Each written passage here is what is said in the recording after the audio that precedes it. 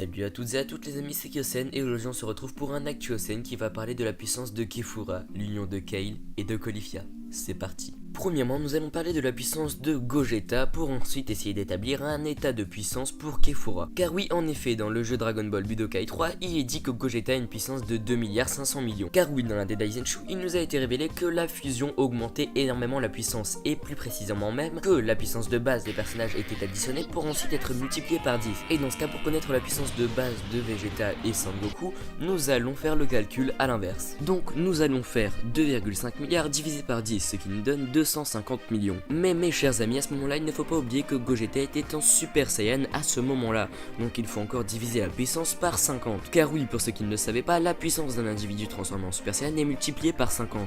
Et là vous allez me dire c'est très simple, car il suffit juste de diviser la puissance par 2, c'est-à-dire 2,5 millions pour Goku et 2,5 millions pour Vegeta. Mais sur ce point, je ne suis pas d'accord avec vous les amis, car en réalité, à ce moment-là, Goku était bien plus puissant que Vegeta, car il avait découvert le Super Saiyan 3.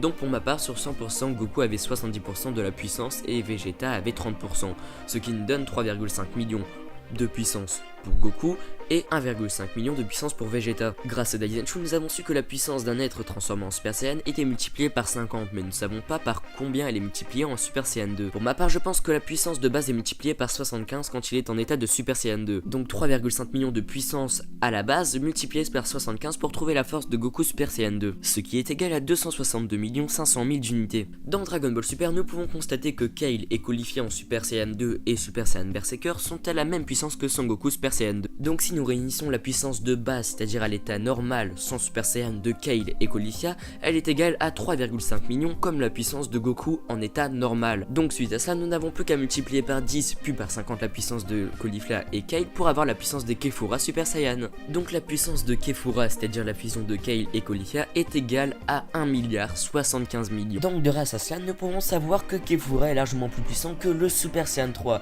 car oui, il y a seulement 75 millions de puissance qui séparent Gogeta et Kefura, pour vous dire à quel point la puissance qui les sépare est très petite. Donc le Super Saiyan God n'a clairement pas le niveau pour affronter Kefura, à la limite le SSJ Blue, mais étant donné que dans la preview ils nous ont dit que le SSJ Blue Kaioken allait faire son apparition, nous pouvons constater qu'elle est terriblement puissante. Voilà, c'est sur ce point que se termine cette nouvelle vidéo. C'était Kyokyo, je vous dis à la semaine prochaine pour une nouvelle vidéo, ciao.